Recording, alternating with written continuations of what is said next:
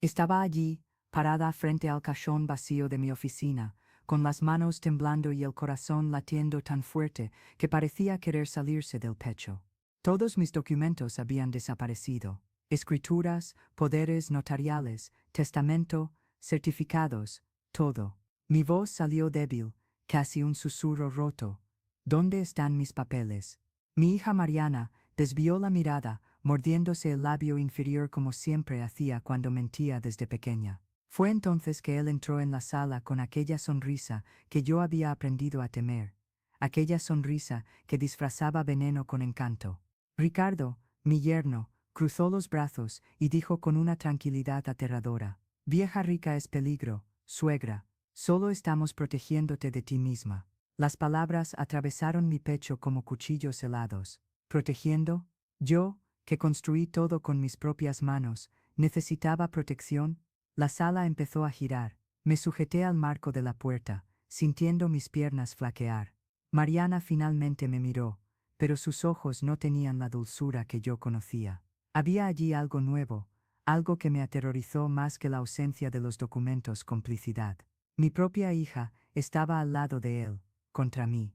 Recuerdo con claridad cristalina el día en que me convertí en viuda. Tenía 42 años y el mundo se derrumbó cuando enterré a Juan, mi marido, mi compañero de 20 años. Nos quedamos allí, Mariana de 16 años y yo, frente a un pequeño mercado endeudado y una casa hipotecada. La gente del barrio me miraba con pena, susurraban que yo debía vender todo y buscar un empleo como cajera o empleada doméstica. Una mujer sola no consigue llevar un negocio, decían con falsa preocupación. Pero algo dentro de mí se negó a aceptar aquella sentencia. Aquella noche, después del velatorio, con Mariana durmiendo exhausta en el sofá, me senté a la mesa de la cocina con pilas de cuentas, facturas y papeles arrugados. Mis lágrimas caían sobre los números borrosos, pero yo no paré. Calculé, recalculé, tracé planes hasta el amanecer. Yo no sabía nada sobre administración, sobre inventarios, sobre proveedores. Juan siempre se había encargado de esas cosas mientras yo estaba en la caja.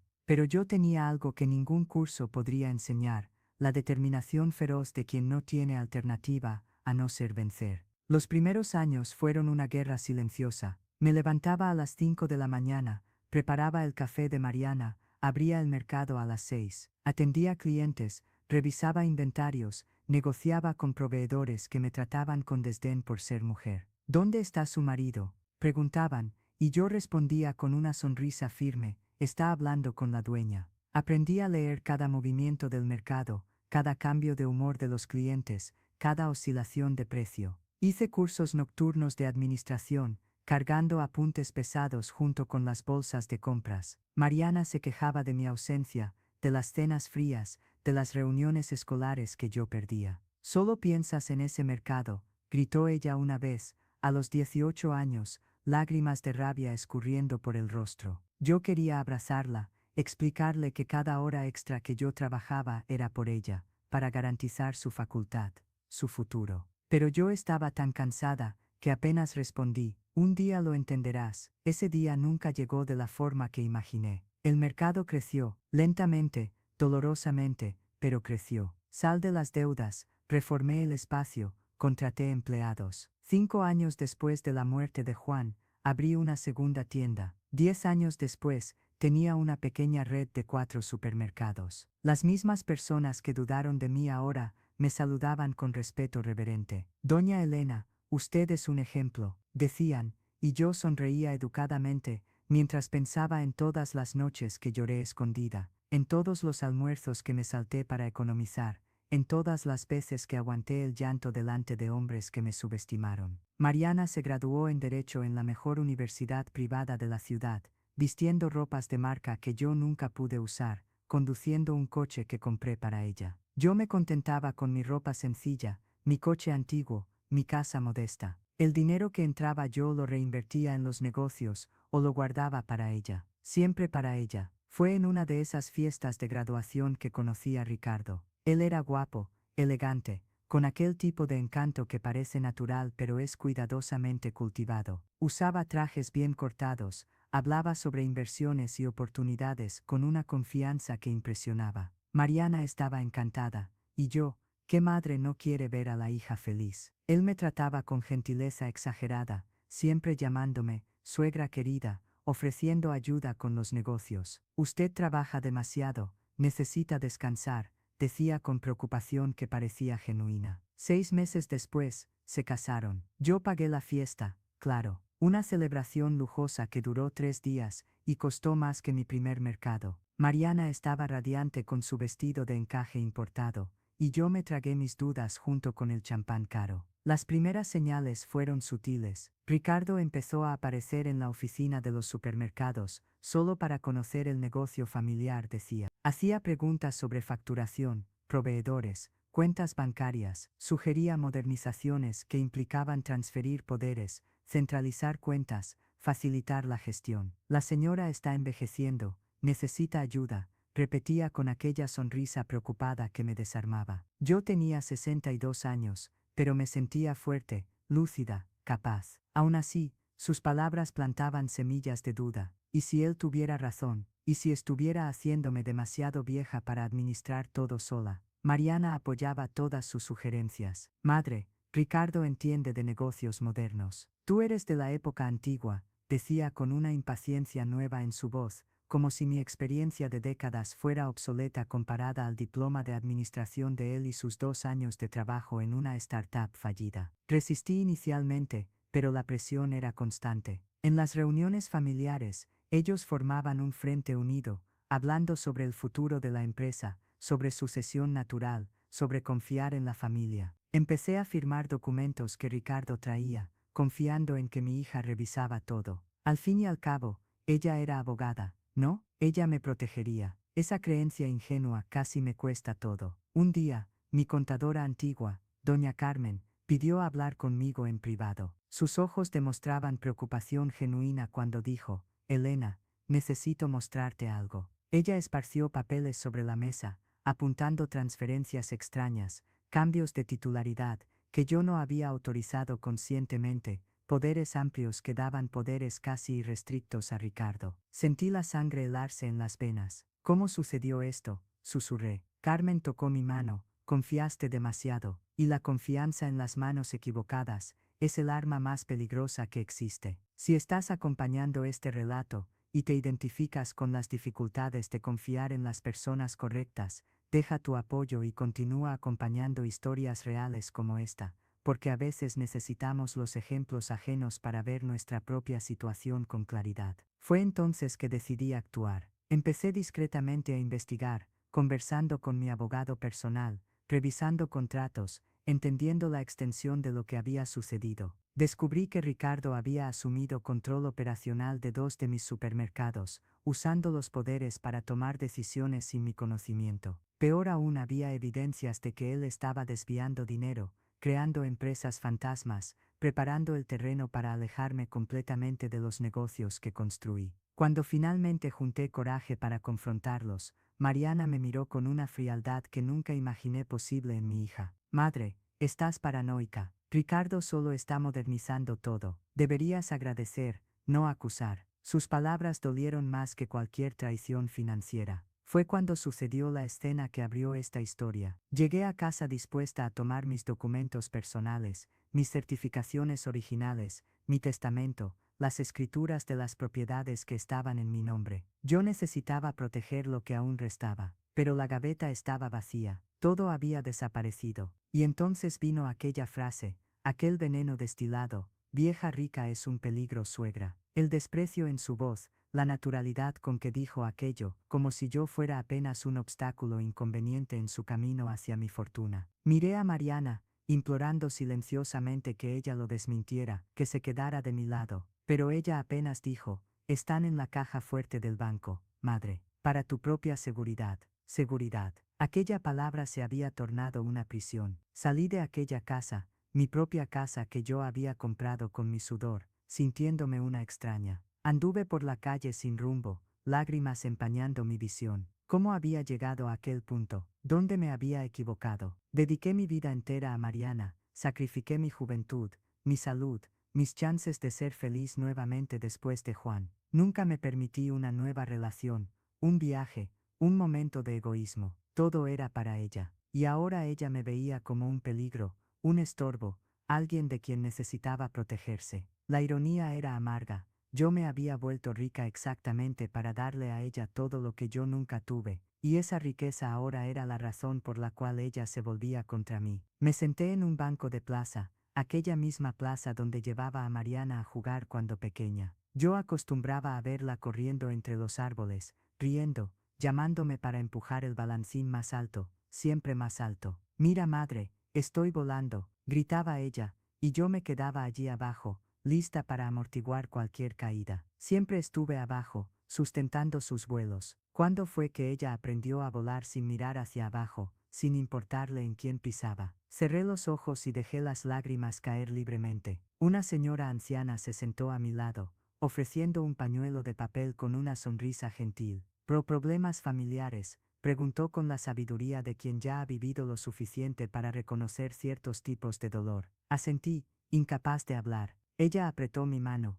A veces, hija mía, la familia no es quien comparte nuestra sangre, sino quien comparte nuestros valores. Y no hay nada de malo en alejarse de quien nos hace daño, aunque sean nuestros hijos. Aquellas palabras fueron una revelación. Yo no necesitaba aceptar aquello. No estaba obligada a convertirme en víctima de mi propia generosidad. Sequé las lágrimas, respiré hondo y tomé una decisión. Al día siguiente, busqué a mi abogado de confianza, el doctor Paulo, que conocía mi historia desde los tiempos difíciles. Le expliqué todo, le mostré los documentos que Carmen me había dado, relaté las circunstancias de cada firma que yo había dado. Él escuchó con atención creciente, haciendo anotaciones, su expresión volviéndose cada vez más seria. Cuando terminé, él dijo: Elena, esto es grave, pero fuiste lista en venir aquí. Aún hay tiempo de revertir. Comenzamos a trabajar inmediatamente. Descubrimos que algunos poderes habían sido obtenidos de forma dudosa, con textos que yo no leí completamente,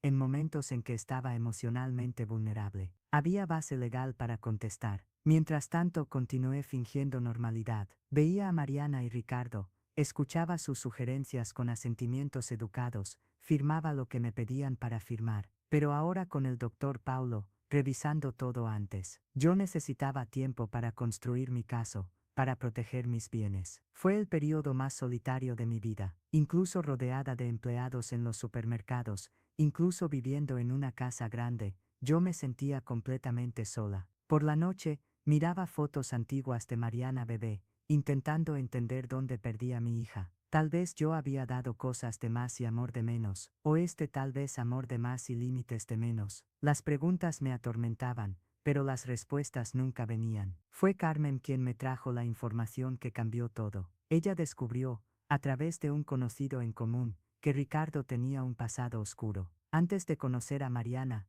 él se había involucrado con otras dos mujeres de familias adineradas. El patrón era siempre el mismo: conquistaba mujeres jóvenes y herederas, se casaba rápidamente, comenzaba a administrar sus bienes, y eventualmente, las familias descubrían desvíos de dinero. Él nunca había sido procesado, porque las familias preferían acuerdos silenciosos a escándalos públicos. Pero los rastros estaban allí, en los registros públicos, en las empresas abiertas y cerradas, en los procesos civiles enterrados en comarcas distantes. Ricardo era, en esencia, un estafador profesional. Y mi hija, mi Mariana, era o su cómplice consciente o su víctima manipulada. Decidí descubrir la verdad. Programé un almuerzo solo con Mariana, en un restaurante discreto. Durante toda la comida, conversé amenidades, pregunté sobre la vida de ella, sobre los planes para el futuro. Entonces, sutilmente, comencé a hablar sobre Ricardo, sobre cómo él parecía tener tantas ideas brillantes. ¿Dónde trabajaba él antes,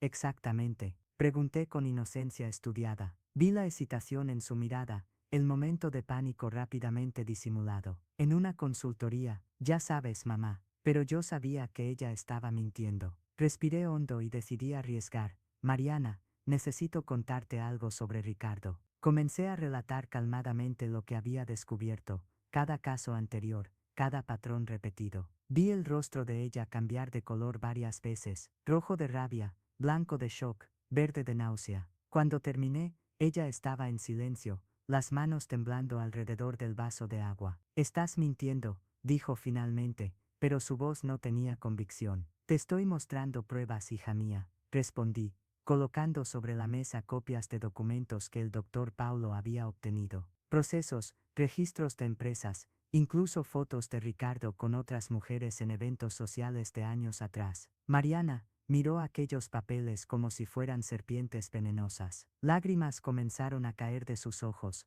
borrando el maquillaje cuidadosamente aplicado. Yo no sabía, susurró. Te lo juro, mamá, yo no sabía. Mi corazón se apretó. Tal vez ella realmente fuera una víctima, manipulada por alguien más experimentado en engañar. Pero te pusiste en mi contra, dije, mi propia voz quebrándose. Escogiste creerle a él cuando yo pedí tu ayuda. Mariana cubrió el rostro con las manos, sollozando. Él decía que te estabas volviendo senil, que necesitábamos protegerte, que era por tu bien. Yo lo creí porque era más fácil creerle a él que enfrentar la verdad sobre mí misma. ¿Qué verdad?, pregunté, sosteniendo sus manos. Ella me miró a los ojos, y por primera vez en años, vi a mi hija nuevamente, vulnerable y asustada. Que te tengo envidia, confesó. Siempre te he tenido. Eres fuerte, lo conseguiste sola, todos te admiran. ¿Y yo? Yo apenas surfeé en la ola de lo que tú construiste. Nunca fui rival para ti, y eso me corroía.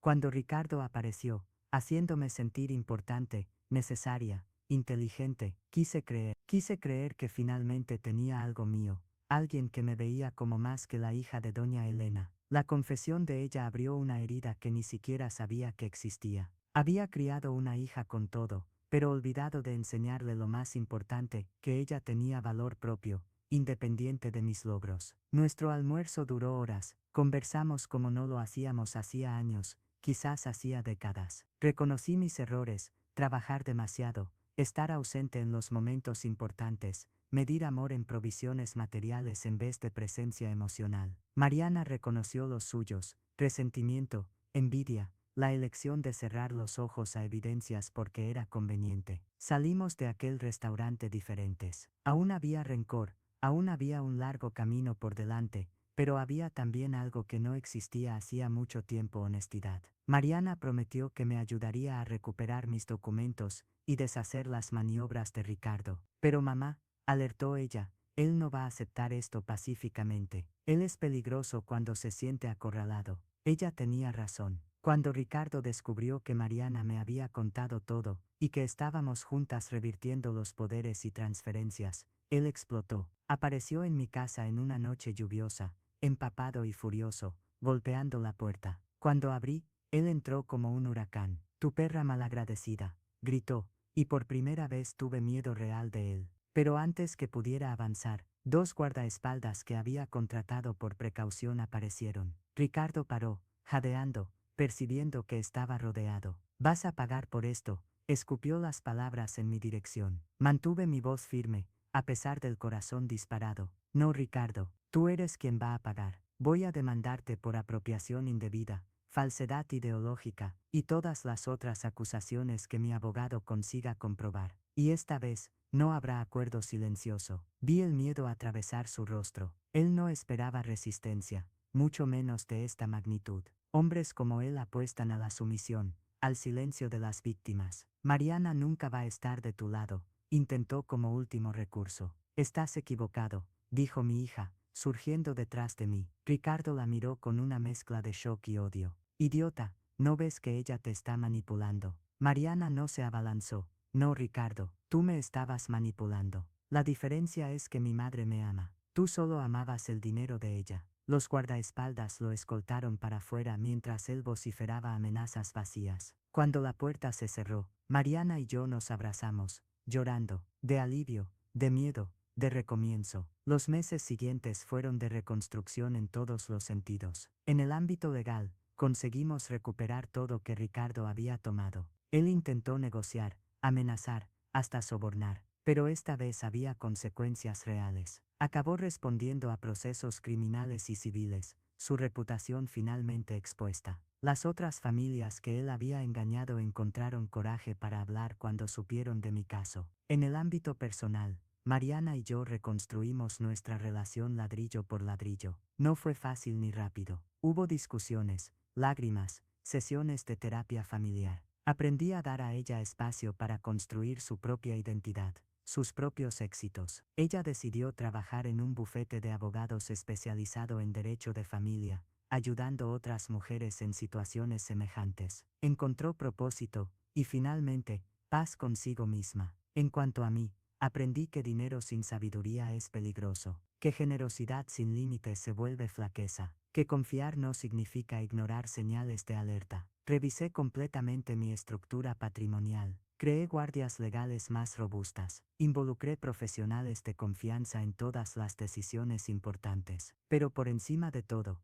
aprendí sobre soledad en medio de la abundancia, y sobre cómo la riqueza puede atraer personas equivocadas por las razones equivocadas. Hoy a los 65 años, miro para atrás y veo no solo una mujer que construyó un imperio comercial, sino una mujer que casi perdió lo que había de más precioso, su dignidad y su hija, por confiar demasiado y cuestionar de menos. Hay una lección profunda en todo esto, una lección que pagué caro para aprender. Éxito financiero no es sinónimo de sabiduría relacional. Puedes ser la mujer más fuerte del mundo en los negocios, y la más vulnerable en el corazón. Y no hay problema en eso, desde que reconozcas esa vulnerabilidad y la protejas. Las personas a tu alrededor muestran quiénes son a través de pequeñas acciones consistentes, no de grandes declaraciones esporádicas. Ricardo me llamaba de suegra querida, pero sus ojos nunca tuvieron calor genuino. Mariana decía que me amaba, pero sus acciones mostraban resentimiento. Aprendí a valorar más los gestos que las palabras, más la presencia consistente que las promesas grandiosas. Hoy cuando miro para mis supermercados, no veo solo edificios y lucros. Veo la mujer viuda que se negó a rendirse, la madre que se equivocó intentando acertar, la guerrera que aprendió que no todas las batallas se ganan solo con fuerza. Algunas requieren estrategia, paciencia, humildad para pedir ayuda. Mariana ahora trabaja a mi lado en algunos proyectos, pero tiene su propia carrera, su propia vida. Almorzamos juntas cada semana, conversaciones reales, donde ambas nos permitimos ser imperfectas. Y es en esa imperfección, en esa honestidad cruda, que encontramos algo más valioso que cualquier fortuna, conexión verdadera. A veces me pregunto, ¿qué habría pasado si hubiera mantenido esa confianza ciega? Si no hubiera escuchado a Carmen, si no hubiera investigado, si hubiera continuado siendo la vieja rica que Ricardo consideraba peligrosa solo por tener control sobre su propio patrimonio, probablemente habría perdido todo, no solo el dinero, sino mi autonomía, mi dignidad, quizás hasta mi cordura, porque el plan de ellos no era solo robarme, era convencerme de que yo era incapaz, senil, peligrosa para mí misma. Era transformarme en una prisionera en la vida que yo construí. Esta historia no es solo sobre un fraude familiar o sobre una madre y una hija, es sobre todas las mujeres que construyen algo valioso con sus propias manos, y después se enfrentan a aquellos que creen tener derecho sobre ese valor solo por proximidad. Es sobre cómo el patriarcado se manifiesta hasta en nuestras casas, a través de yernos que ven a suegras exitosas como amenazas a ser neutralizadas. Es sobre cómo hijas a veces absorben el machismo de la sociedad, y cuestionan la competencia de sus propias madres de maneras que nunca cuestionarían a un padre. Es sobre envejecer siendo mujer en un mundo que aún acha que edad femenina es sinónimo de incapacidad. Pero por encima de todo, es sobre rechazo. Rechazo a ser silenciada,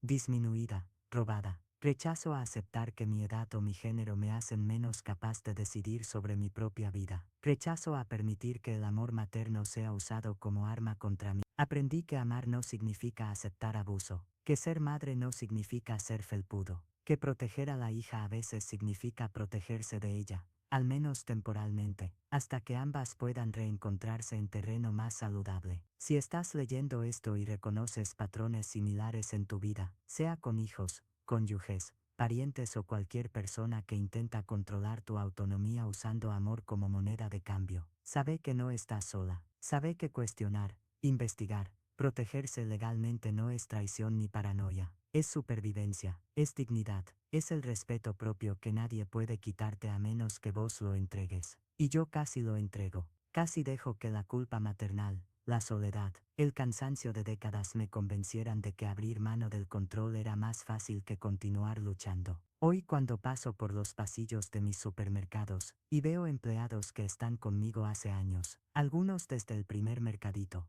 siento orgullo, no solo por haber construido esto, sino por haber luchado para mantenerlo. Cada estantería organizada, cada cliente satisfecho, cada empleado que creció junto con la empresa. Todo eso casi fue destruido por un hombre charmoso con una sonrisa mentirosa y una hija que temporariamente perdió su camino. Pero no fue, porque al final, yo elegí creer en mí misma más que en las palabras de él. Elegí investigar más que aceptar ciegamente. Elegí luchar más que rendirme. Mariana me dijo recientemente, durante uno de nuestros almuerzos semanales, que admira mi fuerza. Yo reí y respondí, que fuerza no es nunca caer, sino levantar incluso cuando parece imposible. Y que yo caí, sí, caí en la trampa de la confianza mal colocada, en la ilusión de que la familia siempre quiere nuestro bien, en la creencia de que mi hija jamás estaría contra mí. Caí y me lastimé profundamente, pero me levanté, y al levantarme, descubrí músculos que ni sabía que tenía,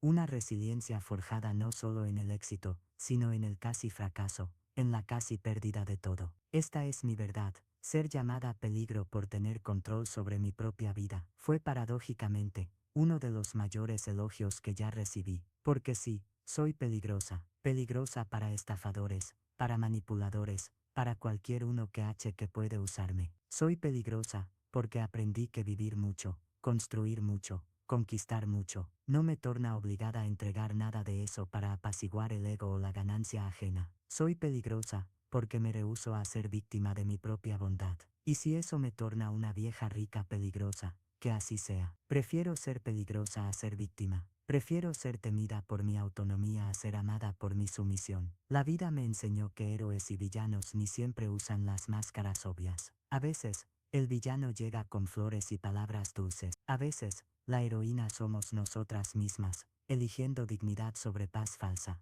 Y a veces, las personas que más amamos son las que más nos hieren. No por... Aquí está el bloque traducido, adaptado culturalmente al español. Maldad, sino por debilidad, por confusión, por estar perdidas en sus propias batallas internas. El perdón es posible, pero no es obligatorio. Y cuando llega, debe estar acompañado de límites claros y ojos bien abiertos. Termino este relato no como víctima, sino como superviviente, no como ingenua arrepentida, sino como mujer que aprendió sus lecciones y las transformó en sabiduría. Tengo 65 años, 4 supermercados El Mercadito, una hija con quien reconstruí lazos de verdad, y una claridad sobre quién soy que ningún dinero podría comprar. Soy Elena, construí un imperio sola, casi lo perdí todo. Luché de vuelta, y estoy aquí, de pie, más fuerte que antes. No porque no sangré, sino porque elegí usar mis heridas como lecciones en vez de dejarlas definirme. Y si hay algo que quiero que te lleves de esta historia, es esto. Nunca permitas que alguien te convenza de que tu competencia, tu autonomía o tu éxito son peligrosos. El único peligro real es volverse prisionera en la vida que tú misma construiste. Sé peligrosa, sé incómoda, sé la guardiana feroz de todo lo que conquistaste con sangre, sudor y lágrimas. Porque al final, nadie tiene más derecho sobre tu vida que tú misma. Y esa verdad simple, obvia, pero tantas veces olvidada, es lo que me salvó. Es lo que puede salvarte a ti también.